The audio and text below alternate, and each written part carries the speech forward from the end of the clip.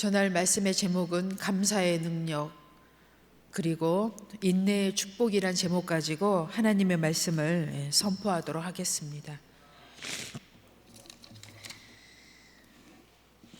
옛날 어느 마을에요 70 먹은 노인이 살고 있었어요. 근데 이 노인이 자기 뒷마당에 나무 한 그루를 심고 있었는데, 우리 성경으로 얘기하면은 주엽나무 열매예요. 그 나무를 이렇게 심고 있었는데, 이 나무의 특징은 열매를 언제 맺냐면 최소 20년에서 시작해가지고 70년쯤 되어야 이 나무의 절정의 시기가 온다고 합니다. 그런데 이 70 먹은 노인이 이 나무를 이제 심고 있는 것을 지나가던 나그네가 보았어요. 어르신, 그 주엽나무 열매를 지금에야 이렇게 심고 계십니까? 그 이유를 알고 싶습니다. 이렇게 물었더니 그 노인이 이렇게 얘기를 하셨다고 합니다.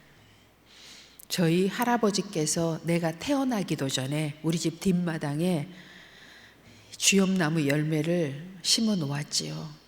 저는 그 나무 열매로 평생을 즐거워하며 열매도 먹고 또 짐승에게도 나누어지면서 아주 행복하고 풍성한 삶을 누려왔습니다. 이제와 생각하니 내가 내 후대를 생각하지 못한 것 같았다. 내가 지금 심는 것은 나를 위해서 심는 것이 아니라 내 후손들을 위해서, 그리고 그 후손들을 위해서 내가 지금 이 나무를 심고 있다. 이렇게 그 나그네에게 얘기를 해 주었다고 합니다. 우리의 인생이 그런 것 같아요. 우리가 한평생 살아가면서 젊었을 때는 잘 뭘 모르는 것 같아요. 저도 그랬고요. 그런데 이제 세월이 흐르고 시간이 지나면서 그런 것들이 생각이 나요. 나의 지나온 시간들도 생각이 날 뿐만 아니라 우리 후손들에게, 자손들에게 뭘 남겨줘야 할까? 그들이 도대체 뭘 먹고 생각하고 무슨 행동을 하며 앞으로 살아가야 할 것들이 생각이 계속 나요. 어떻게 해야 될까? 뭘 남겨줘야 할까? 이런 생각들을 많이 합니다. 변치 않는 것, 영원한 것, 또 그 후손이 그 후손에게 물려줄 수 있는 것을 남겨줘야 하잖아요. 그것들을 생각하게 되는 것 같아요. 우리가 이 70 노인네가 우리에게 영적 우리에게 깨달음을 주었다면 우리가 깊이 생각을 해보아야 될 것 같습니다. 오늘 본문 말씀 보겠습니다. 하박국 3장 17절로 19절의 말씀인데, 하박국 전체의 맥락은 그렇습니다. 바벨론의 포로 생활을 하고 있는 유대 백성들의 이야기입니다. 그들의 생활은 정말 말로 할 수 없이 어려운 상태예요. 그리고 하박국 선지자조차도 오늘 본문에 나와 있는 것처럼 무화과 나무도 포도나무도 감람나무도 소출이 없어요. 얼마나 지금 어렵고 힘든 형편이라는 것을 지금 유대 전체가 지금 체험하고 있는 그런 시대를 살아가고 있습니다. 그런 중에 하나님께서 하박국 선지자에게 내린 말씀이 있어요. 왜 너희들이 지금 이렇게 어려움을 겪고 있는 줄 아느냐? 여호와의 말씀을 떠났기 때문이라는 거예요. 여호와께 돌아오라고 지금 메시지를 주고 있는 거라는 거예요. 너희가 지금 어려움을 겪고 있는 이유를 알아야 되잖아요. 이유도 모르고 어려움을 겪으면 절망에 빠집니다. 낙심에 빠집니다. 하지만 우리가 이유를 알고 어려움을 겪는 것은 어려움이 아니에요. 왜요? 소망이 있기 때문이죠. 하나님 안에 있는 사람들은 아무리 어려워도요, 하나님께서 주신 약속이 있기 때문에 우리는 절망하지 않습니다. 오늘 유대 민족들이 하나님을 떠나고 말씀을 떠나서 그들의 우상을 섬기고 그들의 마음대로 지금 살아가고 있어요. 그것 때문에 큰 유대의 가뭄이 들었고 어려움을 겪고 있지만 하나님께서는 그들에게 여전히 변함없는 사랑을 선지자를 통하여 보내고 있습니다. 너희가 어려움을 겪는 것은 나를 떠났기 때문이다. 나의 말씀을 버렸기 때문이다. 우상을 섬기고 있기 때문이라. 내게로 돌아오라. 돌아오면 나는 너희에게 약속한 것을 이루어 주리라라고 하박국 선지자를 통하여 지금 말씀을 선포해 주고 있는 것이 하박국의 말씀입니다. 이런 중에 하박국이 하나님 앞에 이런 신앙의 고백을 드리지요. 하나님은 하박국 선지자를 통하여 영광을 받으시고 기뻐하십니다. 우리가요, 신앙생활 하는 것은요, 감정에 따라서, 생각에 따라서 움직이는 것이 신앙생활이 아닙니다. 신앙생활은 절대자, 하나님, 우리가 믿는 그분 곁에 깊이 뿌리를 내리면서 시간이 지남에 따라 하나님이 주신 그 열매를 맺어가며 감사하며 살아가는 것이 신앙생활입니다. 그래서 우리는 이 신앙생활을 하는 평생 동안에요, 하나님 곁에서요 깊이 뿌리를 내려가야 합니다. 그런 자만이 신앙의 깊이를 깨달아갈 수가 있어요. 요동하는 사람은요 열매를 얻을 수가 없습니다. 그 하나님의 깊이, 하나님의 경륜을 알 수가 없어요. 금방 요동하고 좌로나 우로나 치우치는 순간 하나님의 영역에 들어갈 수가 없어요. 우리가 인생을 살아보면 삶의 이치도 그런데 신앙생활, 영적 생활, 영적의 깊이를 깨달아 가려면 우리는 하나님 곁에서 깊이 뿌리를 내려가면서 이걸 깨달아 갈 수가 있는 것입니다. 우리 인간의 경륜은 하나님의 경륜을 이룰 수가 없어요. 그래서 하나님께 주신 말씀을 붙잡고 하나님 곁에서 뿌리를 깊이 내려가는 것이 신앙의 경륜입니다. 그 다음 말씀 보도록 하겠습니다. 시편 126편 5절 6절입니다. 눈물을 흘리며 씨를 뿌리는 자는 기쁨으로 거두리로다. 울며 씨를 뿌리러 나가는 자는 반드시 기쁨으로 그 곡식의 단을 가지고 돌아오리로다. 아멘. 나무 한 그루를 우리가요 심어도요, 그 나무가 자라서 열매를 맺기까지 비바람을 맞고 태풍을 지나서 수없는 세상 풍파를 거쳐서 나무도 열매를 맺어요. 그런 것처럼 우리가 하나님 나라에 들어가기까지요 수많은 어려움과 역경과 시련을 겪게 되어 있습니다. 그런 과정이 바로 우리가 영적 밤을 지나는 시간이라고 할 수가 있지요. 그런데 그 영적 밤을 지나는 시간 동안에 우리가 하나님 앞에 기도하고 인내, 눈물의 기도의 시간을 지나서 많은 영적 시간을 지나는 동안에 우리는 어떻게 돼요? 그 시간을 통하여 열매를 맺어가는 것입니다. 어떤 열매를요? 하나님께서 내 뒤에서 하나님의 일하시는 것, 하나님의 역사를 이루어 가시는 것, 내 인생의 스토리를 만들어 가시는 것을 우리는 체험하게 돼요. 요동하는 자는 이 스토리를 만들어낼 수가 없어요. 없잖아요, 시간이. 하나님과 나의 역정의 시간을, 그 영적 밤을 지내던 그 시간이 없잖아요. 이런 사람들은 계속 치우치기만 하기 때문에 이런 시간이 없는 거예요. 성경은 얘기하고 있어요. 반드시 우리 인생의 영적 밤의 시간이 지나간다. 그럴 때 우리는 하나님 앞에 엎드려 눈물로 기도하며 인내의 시간을 보내야 한다고 지금 말씀하고 있어요.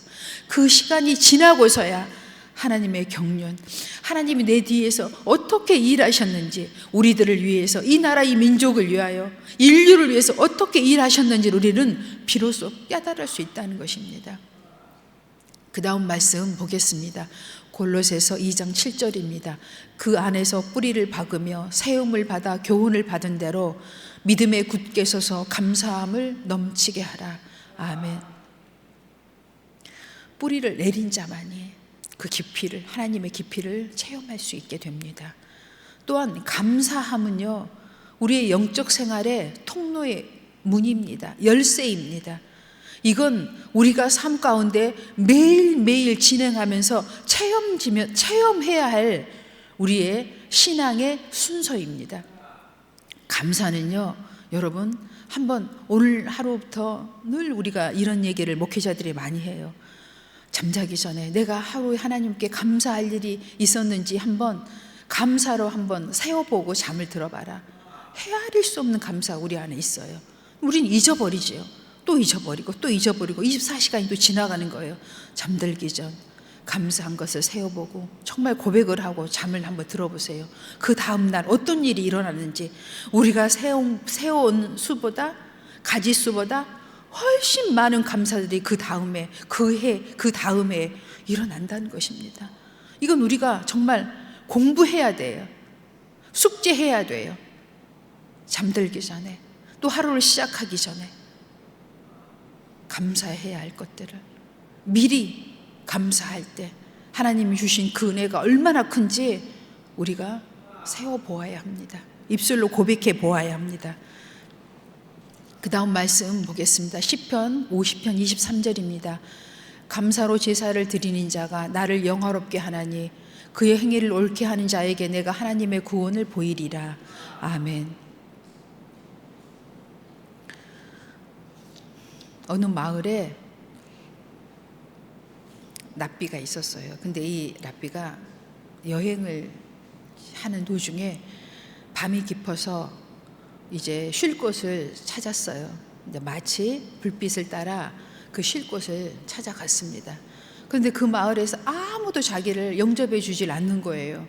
마을에서 쫓겨나서 마을 나와서 어두컴컴하였지만 이제 쉴 만한 곳을 찾아서 들판에다 이제 텐트를 치고 거기서 그날 밤을 지내기로 했어요. 그런데 그날 밤에 강풍이 불고 정말 아주 조건이 너무 악조건인 거예요. 그날 밤이 하필이면 자기가 준비한 등불도 다 꺼지고, 또 자기가 여행하면서 나귀 한 마리하고 닭 한 마리를 가지고 여행을 하는 도중이었어요. 내가 보니까 나귀는 타고 다니기 위해서고 닭은 정말 어려울 때 굶주림을 해결하기 위해서 가지고 가지 않았을까, 이런 생각을 제가 해봤어요.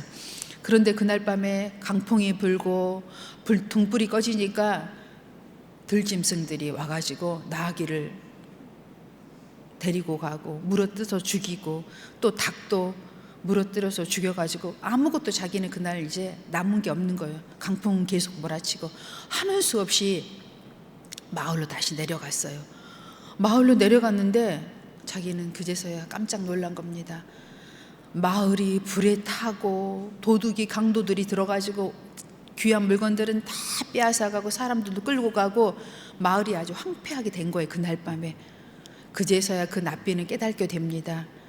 우리가 절망 가운데 있고 낙심 가운데 있지만 하나님은 여전히 우리 뒤에서 일하시고 계신다는 것을 랍비는 깨닫게 되는 거죠.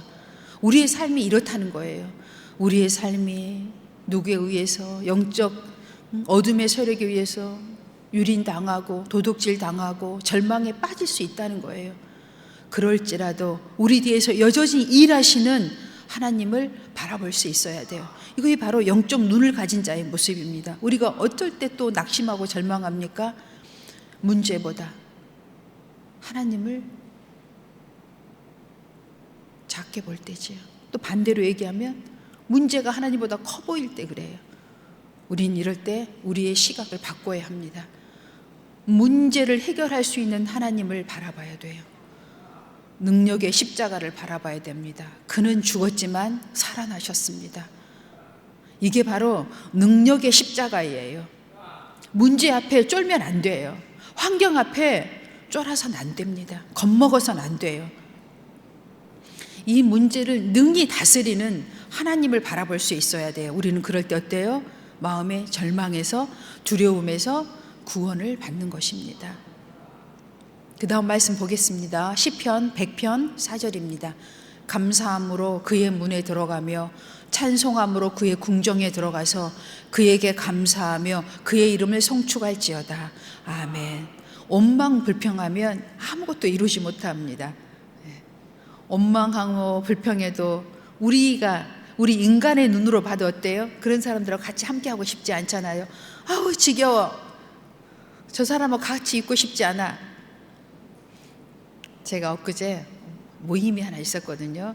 걔 갔는데 그냥 별 생각 없이 이제 갔어요. 갔는데 제가 사람들이 자꾸 이제 거기를 같이 앉아야 되는데 한 테이블에 앉고 이제 테이블마다 이렇게 앉아 있는데 계속 그 테이블에 안 앉으려고 하는 거예요. 지나가고 그냥 이쪽에 좀 자꾸 앉으려고 하는 거예요. 그래서 그쪽에 빨리 앉으시라고 그러고 보니까 그 엉망불평한 한 분이 거기 앉아 계시더라고요. 그러니까 아무도 그 옆에 안 가려고 하는 거예요. 제 속을 했죠. 나도 그분 옆에 안 앉으려고 생각하고 있었는데 저분들도 다 지금 똑같구나. 그리고 얻는 저는 다른 데 앉았지요. 예. 이게 이렇다는 거예요. 사람도 늘 불편한 얘기를 해대면 그분 옆에 앉는 게 불편한 거예요. 예. 믿음의 얘기를 하고 소망을 주고 비전을 제시해주고 축복해주는 사람과 함께 하고 싶은 거예요. 이게 우리 인간의 원리고 영적 원리입니다. 우리 하나님은 그러신 분이죠. 하나님은 이런 사람하고 함께 해요. 제가 복지를 하면서 깨달은 거예요. 어려운 사람을 도와줘야 되잖아요. 이렇게 생각했어요. 아니에요. 국가에서도요, 잘하는 센터를 도와줍니다. 더 잘하라고. 어려운 센터는요, 한마디로 얘기하면 어려운 사람에게는요, 생명권만 줘요. 먹을 것밖에 안 줘요. 그런데요, 잘하는 사람한테는요, 플러스 알파를 줍니다.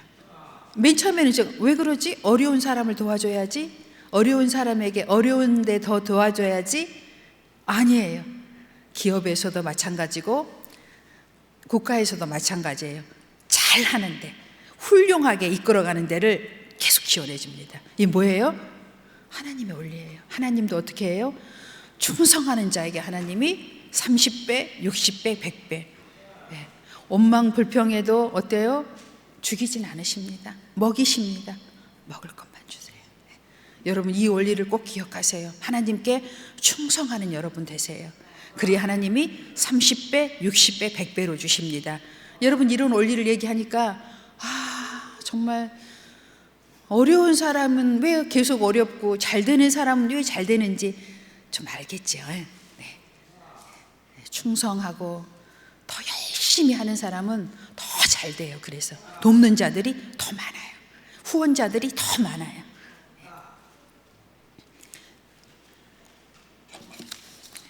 마지막 말씀 보겠습니다. 고린도후서 4장 15절입니다. 고린도후서 4장 15절입니다. 이는 모든 것이 너희를 위함이니 많은 사람의 감사로 말미암아 은혜가 더하여 넘쳐서 하나님께 영광을 돌리게 하려 함이라. 아멘. 우리에게 이 모든 것을 약속하시고 가르치시고 인도하시고 훈계하시고 역사하시는 이유는 다 우리를 위함입니다.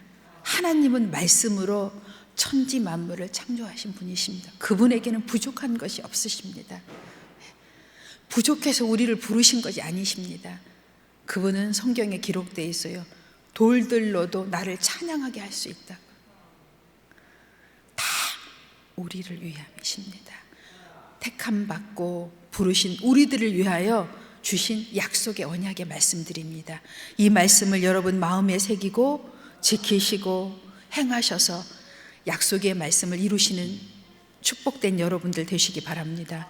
기도하겠습니다. 아버지 하나님 감사합니다. 하나님이 우리에게